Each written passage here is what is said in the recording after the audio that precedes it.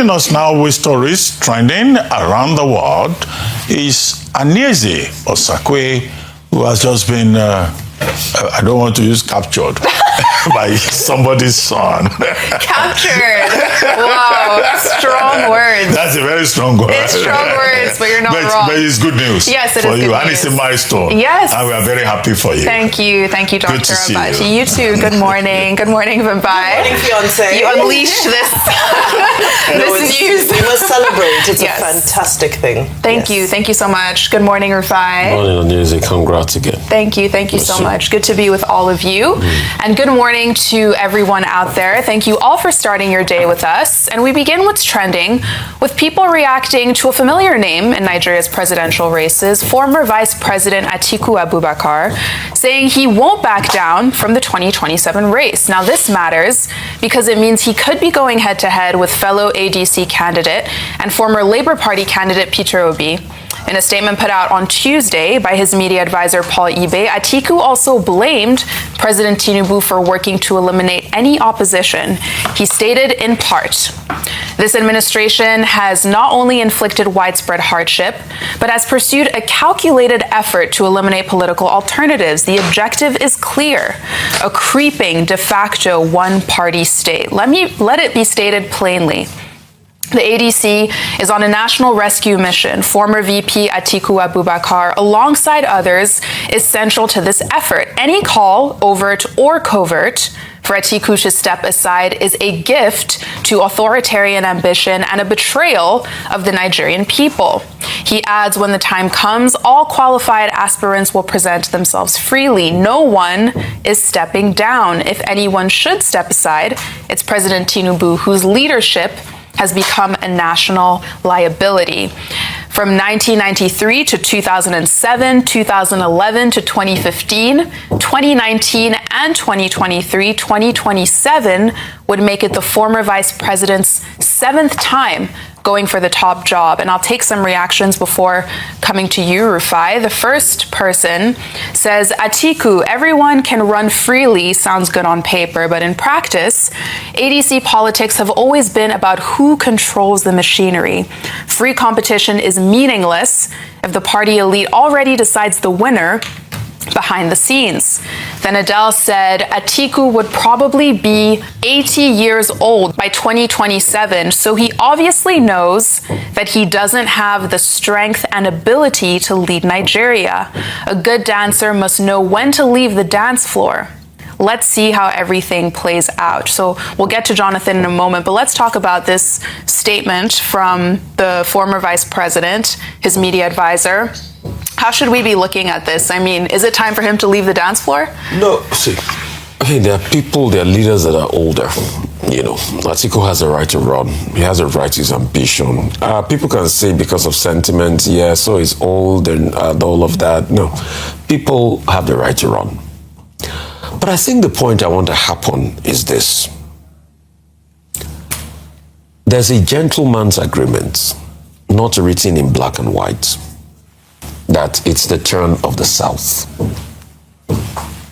which we think by default should be a 2-term, and afterward power goes back to the North. The times we have tried to break that agreement, there's a lot of fallback. A lot of people got irate and voted en masse for certain candidates because they felt it was the time of the South in the last election. This is what I'm going to say. Any attempts to sort of like tell Nigerians that, yes, people have a right to run and no, anybody, despite your region, to run, will infuriate a lot of Nigerians.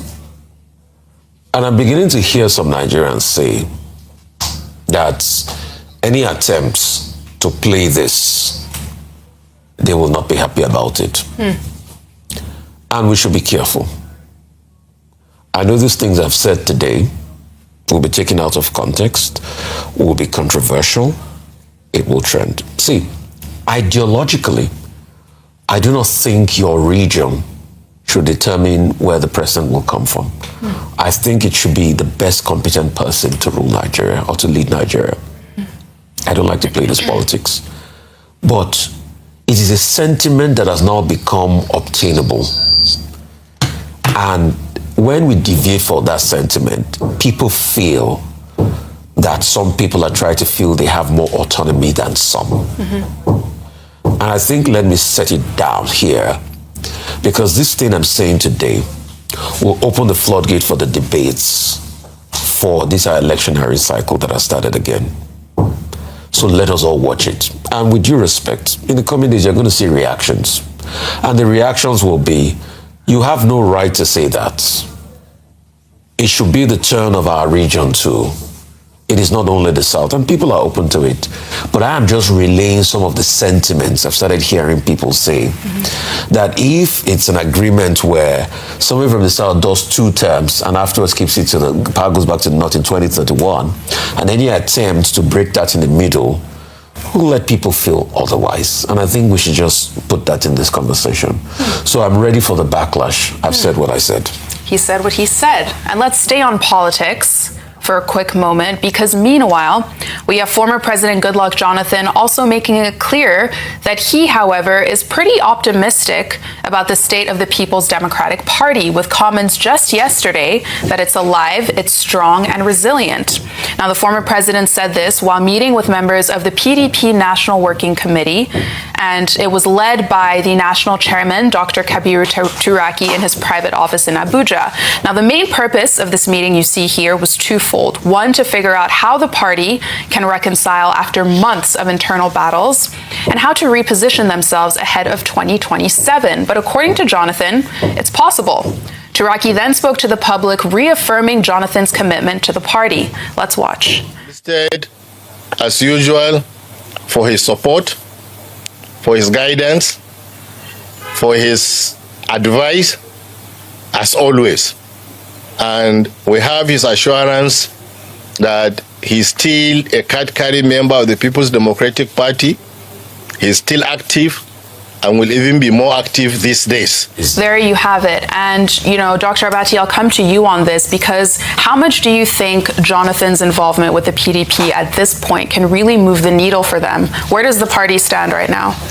Okay, well, in terms of context, the National Working Committee, led by the chairman of the party, who was elected in the PDP convention in Ibadan in November 2025, went to give a report to President Jonathan and seek his guidance, which is a normal thing to do. And it was in that process that the president made the point that, look, he remains a member of the People's Democratic Party, the same party that made him deputy governor, vice president, and president. The same party that had been the only surviving political party since the return to civilian rule, democratic process in 1998 and the general election in 1999. And he said he was available to continue to provide the guidance. That was the major thing that he said. And then, of course, the members of the team, including the chairman and party elders like Professor Jerry Ghana, who I think if anybody wants to write the history of the PDP as a political party, he's a man that they should go to, because he was the first major secretary of the party. He has all the records. It's a living library of, PDP politics. And, they thanked President Jonathan for receiving them and all of that. I don't think any other meaning can be read into it. However, to rebuild the party, to renew the party, the chairman of the party himself made a point that, look, there are cases in court, and he has the expectation that if they are able to surmount the legal order, and that he, as a senior advocate of Nigeria, knows that those, challenges are surmountable, that the party will be ready to roll out. And to say that the PDP is alive and well, after all, the People's Democratic Party came second in the 2023 general elections with about 6.9 million votes. So it means that the party has potential, particularly at the grassroots level. So the fact that governors are defecting does not necessarily mean that the PDP army among the people at the grassroots level, has defected.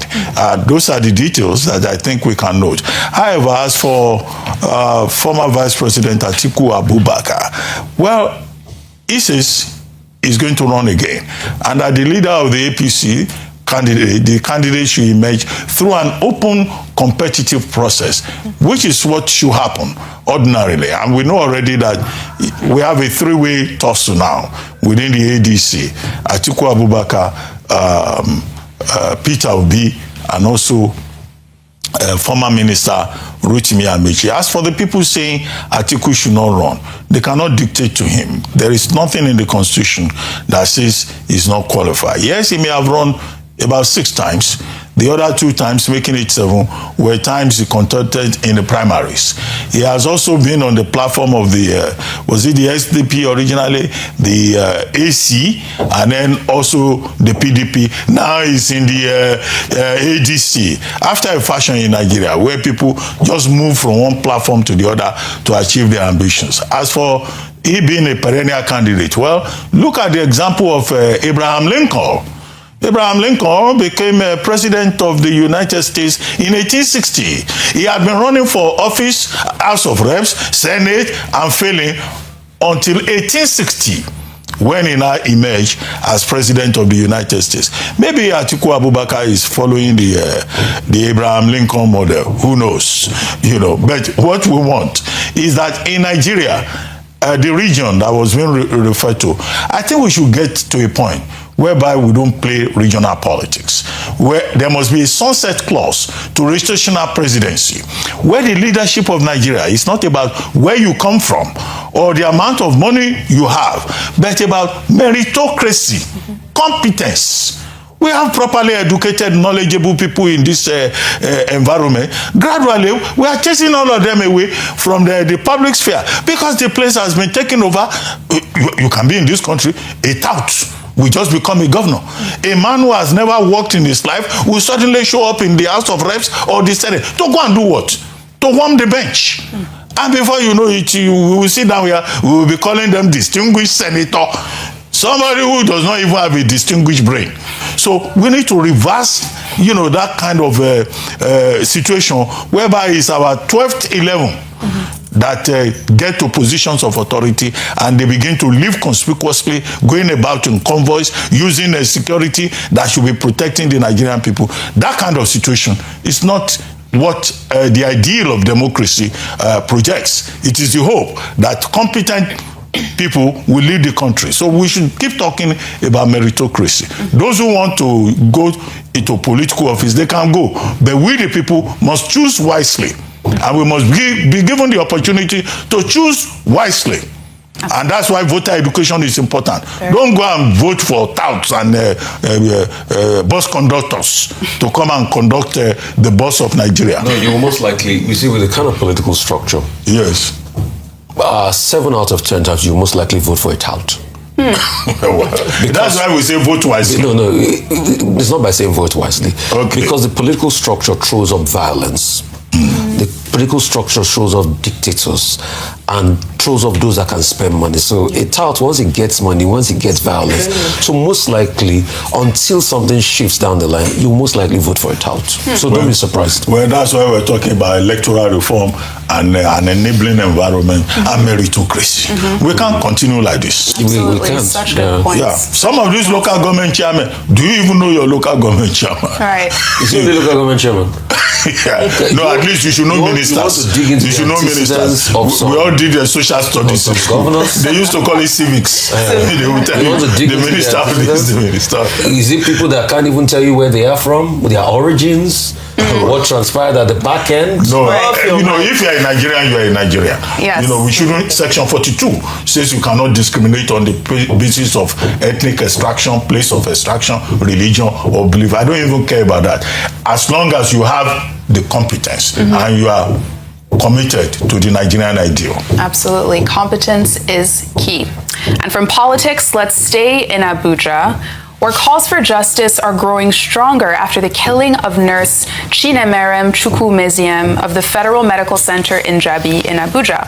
So this happened on Saturday, and according to the National Secretary of the National Association of Nigerian Nurses, Enya Osinachi, Nurse Chukwumeziem finished her afternoon shift and got on public transport to go home, but never made it there as her body was later discovered. A video going around on social media shows her in what ended up being one of her last celebrations with her colleagues. Let's watch.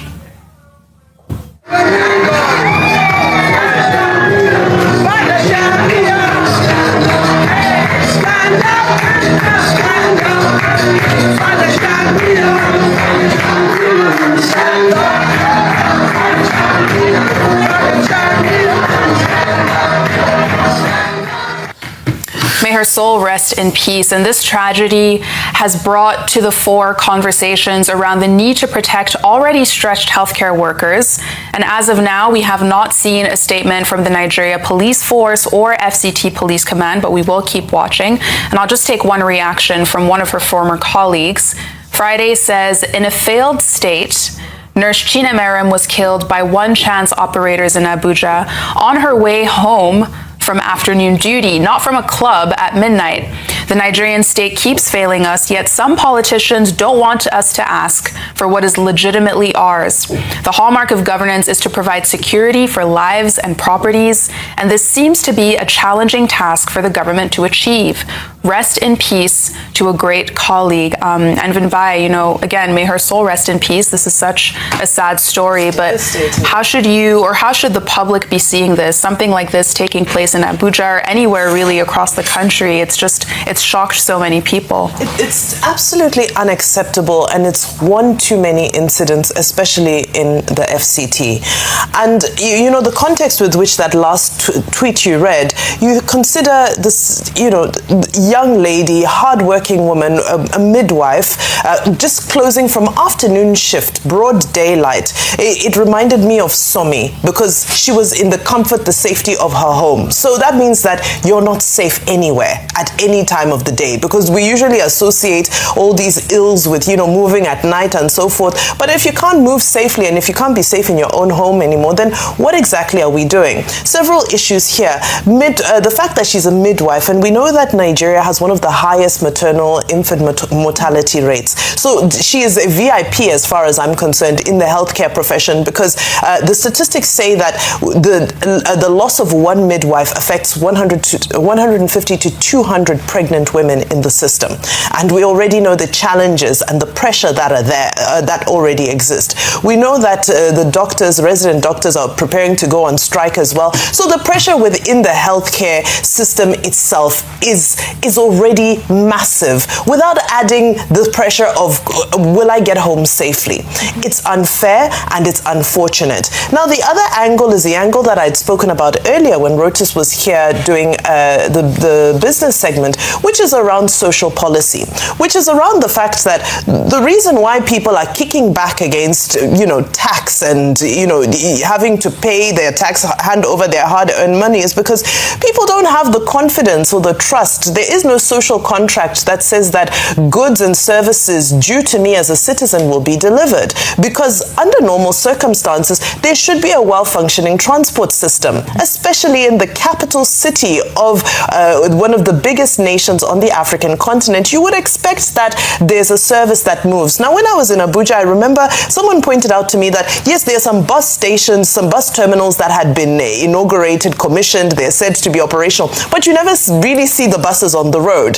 So, there should be special services for those in healthcare, essential workers who work odd times and odd shifts. But in this instance, because when I read the story, I was expecting to hear that this happened in the middle of the night, but this is during broad daylight.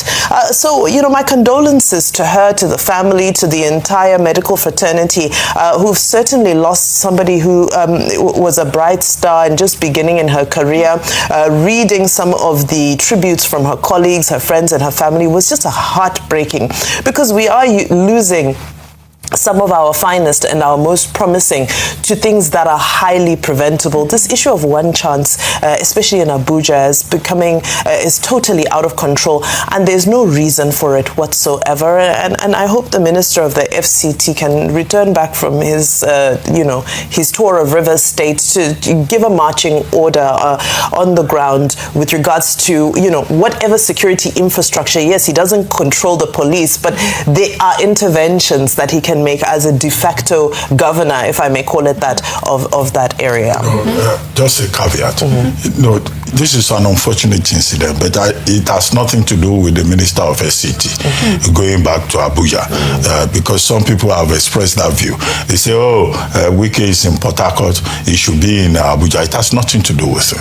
It's about putting in place, whether it's in the FCT or in any part of Nigeria, structures, strong security systems and structures that will ensure that everybody is protected. If Wike was in Abuja, is he the one that will be going around monitoring buses? No, don't let us stretch it that far. Wouldn't he be the one ordering? No, he's not even the one ordering. There are so many security systems there, so he doesn't have to be there. But we should have a system that functions. That is what is important. You said what? But does he not oversee the functioning of some of those systems? It doesn't control the security system in the FCT. You have the police, you have the DMI, you have the DSS, you have transportation systems and all of that. No, don't let us personalize it. The important thing, as the president has said, is that all of us must be safe. So the responsibility is not that of an individual, it's collective. Absolutely. So we'll keep watching to see if we get any updates on that from the police or on the investigation into her killing. May her soul rest in peace. In another development, the British Conservative leader Kemi Badenoch revealed in an interview released on Tuesday that she believes U.S. President Donald Trump's actions in Venezuela were morally right. Speaking on BBC Radio 4's Today Show, she expressed that even though the move from the U.S. might have been somewhat legally ambiguous, she understood why it was done. Let's watch. Are you saying it was the right thing to do for the U.S. to send its special forces in and seize President Maduro? Morally, yes. You listen to opposition leader Mairo. You're choosing your words, aren't you? Yes, I am, because I don't understand the legal basis. But as we all know, international law is what countries agree to. Once people decide they don't agree, there is no international law. There's no world police, no world government, no world court. These are agreements. And when we look at what the opposition leader Maria Machado said, she said Venezuela had already been invaded by Russia, by Iran, by Hezbollah. Where were the people talking about international law then? Now, Badenoch backed up her comments by basically drawing parallels between Nicolas Maduro and growing up here in Nigeria under Buhari and Abacha's military regimes. And her comments come as President Trump has also announced on Tuesday that Venezuela is set to turn over up to 50 million barrels of oil to the U.S. after removing Maduro, and that he would be the one controlling the money. And Rufai, I'll come to you on this. Nigeria and Venezuela, Kemi Badenoch seems to think that there's some sort of parallel between the two, and she understood the U.S.'s decision. How do you see her comments? Well, at least I think we've really established the fact that Kemi Badenoch is an anti-Jemima, so she'll do anything to push Nigeria down. And she will make false equivalents and say things that are not substantiated with facts. So what's the meaning of you grew up under Buhari, and what's the equivalence with that? Okay, you say they were dictatorial in nature. Maduro was also dictatorial. So did America now go ahead to invade Nigeria and take those dictators out? No. So what equivalence are you trying to draw? And right in front there, Kemi Badenoch starts to lie, says that there are no international laws, international courts. I'm sorry, what's the ICC about? The international rules-based order. The rules-based international order. What's even what's the United Nations about? No, she says nobody respects it. So everybody has been violating it. So if some other people have been behaving wrongly, and then that justifies bad behavior, that's the logic that I don't understand. The same hypocrisy with America, who brought about United Nations after the League of Nations failed? Who brought about even the League of Nations in the first place after we started to move towards entité cordiale? after we had most of the wars in the 1800s. So who brought about this? America, because they wanted to bring everybody together so we can respect something. But you have a leader that is violating it now, and Kemi Badenoch starts to support that leader because he espouses right-wing thoughts. Yeah. So I would like to ask Kemi, now that the man has said he went in there because of the oil, he's taking most of the oils they blockaded, oil that is not America's oil, that was supposed to be shipped out to places like China and the other places. So should we continue? Is this not the same Kemi Badenoch? Is this not the same Britain that she is in, that you had the case of Sergei Skripal, that the UK was screaming when Sergei Skripal was attacked? Is this not the same country where when Alexander Litvinenko was attacked, the UK was screaming and led to sanctions against Russia? So what's the justification? That means Putin too can enter Ukraine the next minute and pick up Zelensky. You see, let me listen and try to analyze what Kemi Badenoch is saying. I think we've gotten to a point in the world where everybody should get a nuclear weapon. And it works wonders. You know why? Because if hegemons think they are greater than everybody and they are bullies, if everybody has a nuclear weapon, people sit down and they say, let's talk. The reason why Donald Trump can't try the rubbish he tried in Venezuela, in North Korea, is because Kim Jong-un has a nuclear weapon. And let me give you empirical facts. When, when they tried it, when President Kennedy tried it with the Bay of Pig invasion, and they were not successful, the only thing that Russia did to support Cuba then was to take intercontinental ballistic missile and nuclear weapon on Cuban soil. Once America saw that, America was the one forced to make an agreement. That's what led to the Cuban Missile Crisis. So it goes back to the great quotes by the great sage Muri Tonda, or Taye Currency, that says, and I quote, is that a sage? No, Taye Currency. the great sage of Fuji music, Taye Currency, that says, and I quote, "Were laughing wo were." It is a madman that we used to cure a madman. Because in one same breath, look at the same Europe that Kemi Badenoch is from now. When Trump starts to look at Greenland, they were quick to issue out a statement that, remember, they are both in NATO. So when Kemi says international order does not work, has she forgotten that there is NATO there? That an attack to one is an attack to all? I think that, just to chime in very quickly, we're going to see more leaders pandering towards, having favor with Donald Trump, especially these opposition leaders who are trying to, to win that right-wing nationalist vote. Those who want to seem to be on the side of this American hegemony, or, what America is trying to reinstate with regards to hegemony. However, every time we speak about Kemi Badenoch, I always refer to Frantz Fanon, and I say that, this is the epitome of colonization, right? The colonial project was, in many ways, as much as it was an economic... That's one of his leading books, yes.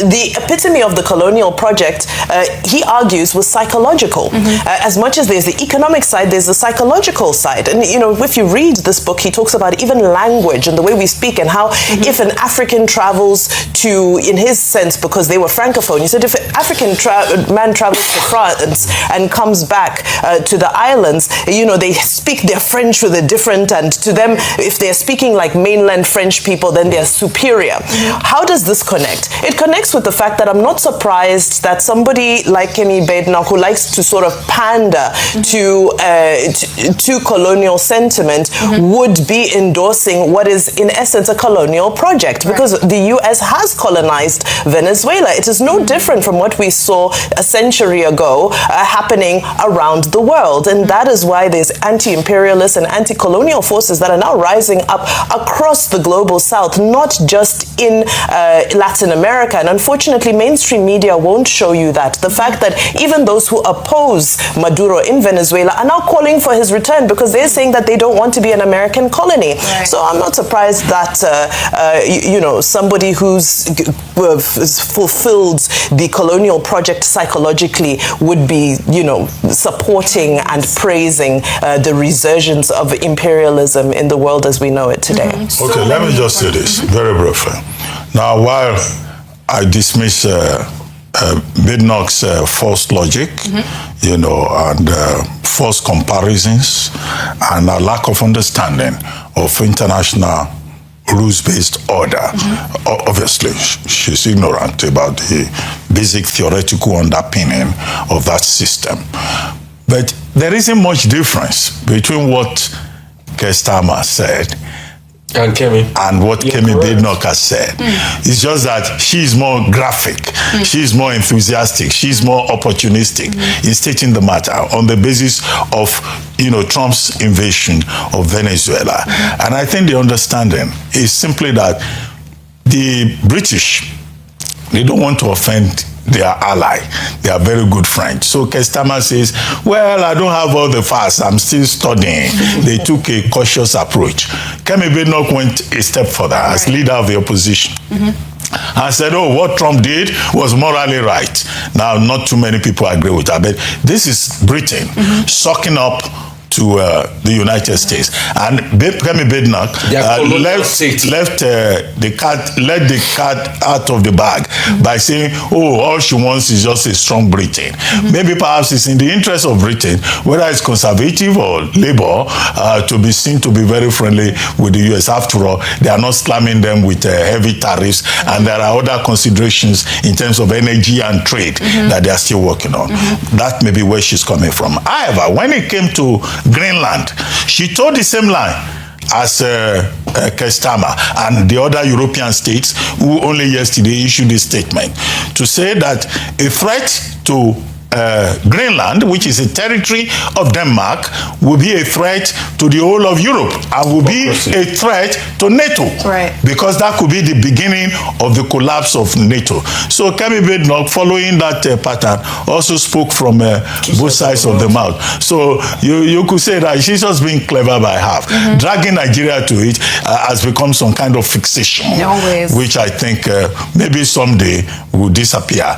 The veil on her face will clear, and she'll be able to see clearly. Who is that musician? You say, I can't see clearly. I forgot this. So when the rain is done, she'll be able to see clearly. Yes, well, until that day. But let's now go to some breaking news that we're just getting. With Justice Emeka Nwite of the Federal High Court in Abuja hinting that there are some attempts by lawyers and litigants to influence the money laundering trial of the former Attorney General Abubakar Malami scheduled to begin on the 17th of February. Now, the judge stated this after granting Malami, his son Abdulaziz, and his wife Bashir Asabe bail in the sum of 500 million naira each. Now, in a stern warning right after the delivering of the ruling granting Malami and the others bail, the justice said that he would not take lightly any lawyer or litigant intent on approaching him to influence the case. Now, he advised parties to instead engage the services of quality lawyers to help with this case. He threatened serious consequences for anyone who flouts his directive. And on the terms of bail for Malami and his co-defendants, the trial judge ordered that they present 2 sureties each who must be owners of properties with proof in either Maitama, Gwarimpa, or Asokoro, all in Abuja. Now, the defendants are also ordered to deposit their passports with the court registry, adding that travel out of the country must be by the express permission of the court. Now, Malami and his co-defendants will meanwhile remain in prison until they perfect the terms of this bail, and the trial is scheduled to start on the 17th of February. I think, Dr. Abati, maybe I'll start with you on this. Okay, breaking news. How should we be looking at this story? That's a very serious allegation for, Justice Emeka Nwite to say that some lawyers have been trying to influence the presiding judge. That's contemptuous in the face of it. Whether it's in the face of the court or it's away from the face of the court.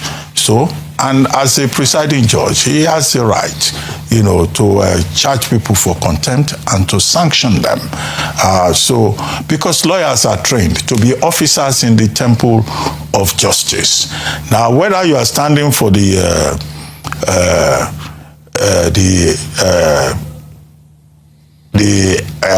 one side, right, or for the other side, whether you are a defendant or you are the one prosecuting the matter, you cannot influence the court.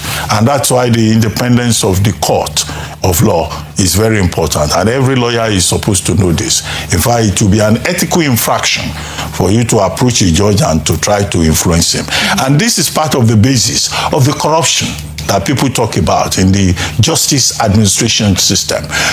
Most Nigerians are wont to accuse the judges, but the lawyers are part of the problem.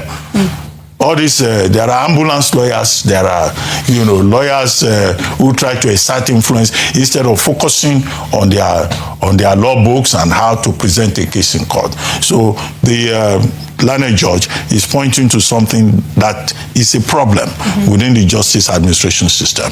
But it's not for for his lordship to complain. It is for him to identify those people and make sure that they are sanctioned. And it is not only the court that can sanction them.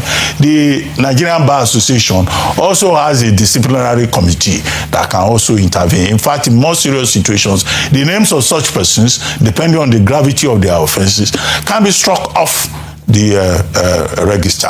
That's that about that. Bail is at the discretion of the judge. I don't think that there's any issue about that. There was an application for bail. At the time the defending counsel applied for it, oral and written applications were submitted at the same time, and the judge said he could not take both at the same time. And the prosecuting counsel said that he just got it overnight and he had not had time to even study it. And it was on the basis of that the matter was adjourned to January 7, which is today. And then the judge has now granted, the bail. And, thereafter, the date will be fixed for the next hearing. But what is important... Okay, it's been fixed for 17 February. But what we should say is that, 1, there should be no media trial. 2, due process should be followed. 3, every accused person is entitled to fair hearing under sections 35 and 36 of the 1999 Constitution. And no man can be adjudged guilty until he has been convicted by a court of law with proper jurisdiction. So even the commentariat and the intelligentsia should refrain from convicting anybody.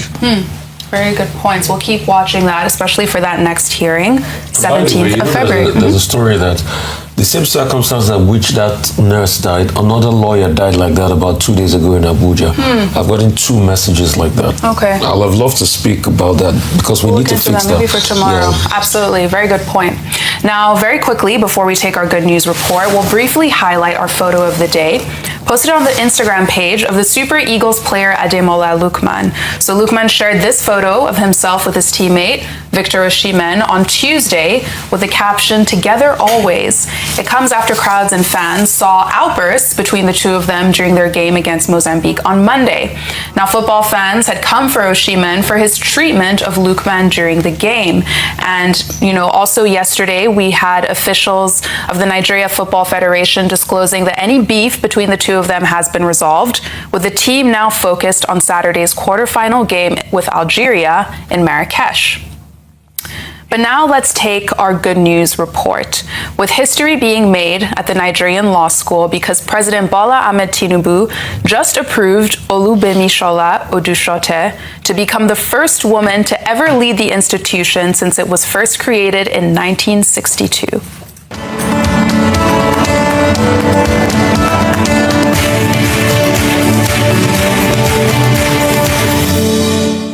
Now, Odushote's appointment goes into effect on the 10th of January and will run for a 4-year term, and her background makes her especially equipped to step into this new role. She obtained an LLB from Obafemi Awolowo University and was called to the Nigerian bar in 1988. She then received her LLM from the same school before then going on to pursue her PhD from the University of Surrey in public law as well as the administration of justice.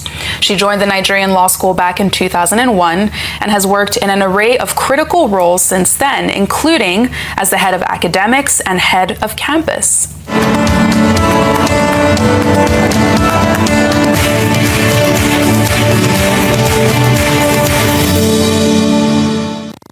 What a remarkable achievement and a barrier-breaking step that will surely pave the way for more women to hold more leading positions in our nation's institutions. Major, major, major congratulations to her. And finally, let's take our milestone report, because today, January 7, is a special day where we're celebrating the 40th birthday of our very own morning show co-anchor. Mairo is a superstar broadcaster and incredible colleague to all of us here at Arise. Now, Ayo studied international relations at Swansea University in the UK and embarked on a career in the media in 2014 when she was co-host of the popular show called The Blog. By 2016, she won the Future Awards Africa Prize for On-Air Personality of the Year and has hosted numerous landmark events across the country. She joined Arise in 2022 and has made an indelible mark since then, consistently steering conversations and interviews with government officials, thought leaders, and giants from an array of industries. Happy birthday to you.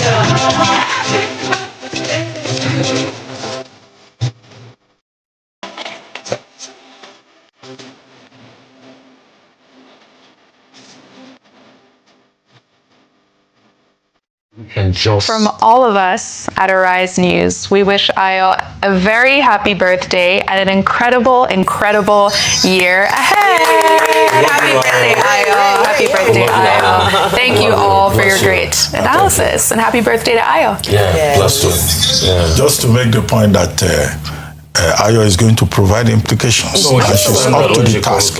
And the DG of the Nigerian Law School now, great milestone, having a woman for the first time to lead the Nigerian Law School since 1962. Mm-hmm. But if we check her name, Udushote is from which state? Oh my goodness.